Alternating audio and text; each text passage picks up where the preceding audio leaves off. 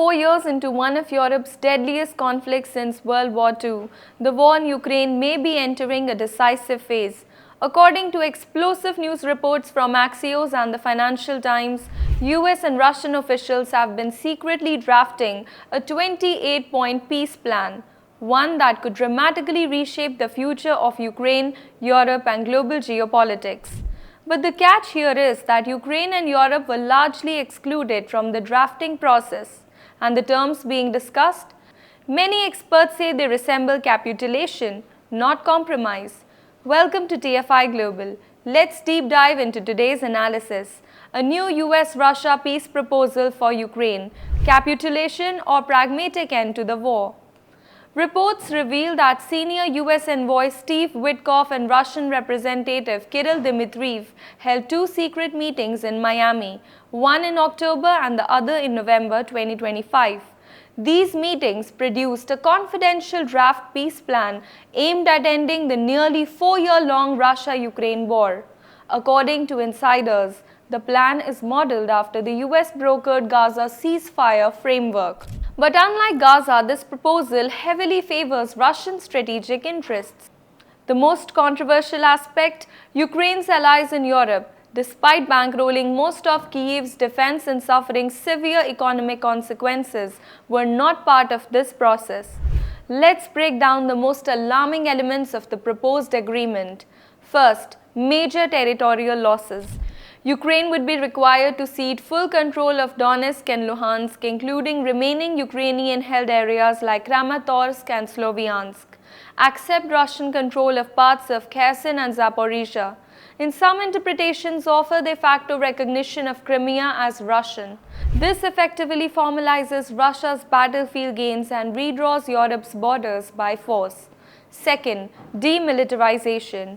Ukraine's army, now over 1 million strong, would be cut in half. Ukraine would also give up long-range missiles, heavy artillery, a large segment of its air defense systems, certain Western-supplied weapons. This would leave the country militarily neutralized and deeply vulnerable. Third, cultural and political concessions. Ukraine would be required to recognize Russian as an official language, grant official legal status to the Moscow-aligned Orthodox Church. To many Ukrainians, this feels like the beginning of cultural subordination. According to the leaks, Ukraine would receive vague US security guarantees, far weaker than NATO protections. It would receive a demilitarized buffer zone in Donbass, the promise of improved US-Russia relations, and potential post-war reconstruction aid. But the key issue is this: none of these promises include NATO-like Article 5 protections. That means no automatic defense commitments, foreign troops, or legally binding US military presence. In other words, Ukraine would be asked to trade land, sovereignty, and military deterrence for security promises that may or may not survive the next US election. Not surprisingly, Kyiv views the plan as totally unacceptable. Officials reportedly called it a Russian ultimatum wrapped in American packaging.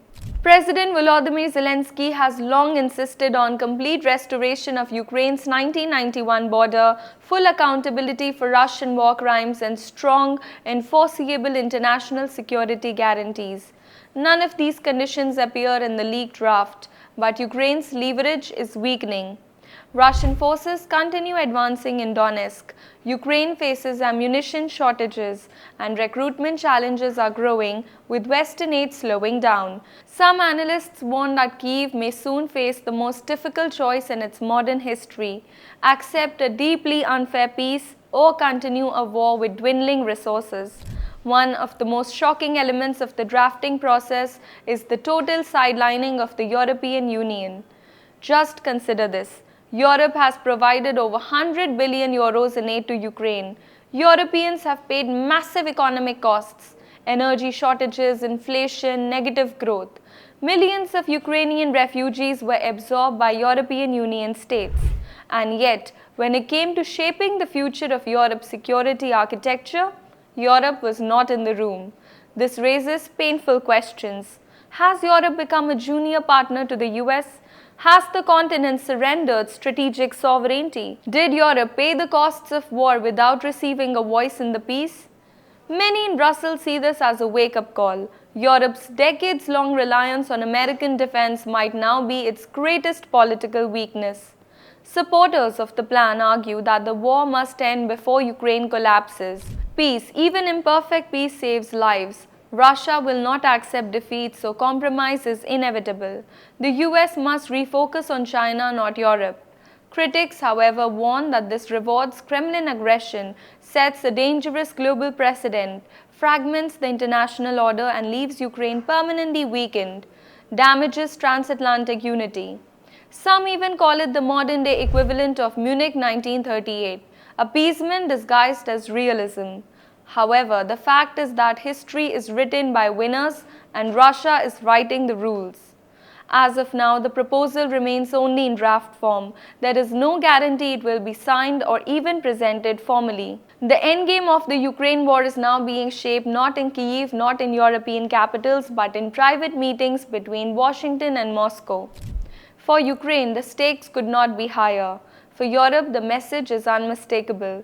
Without strategic autonomy, its future will be decided by others. And for the world, the outcome of this deal could redefine the balance of power for decades.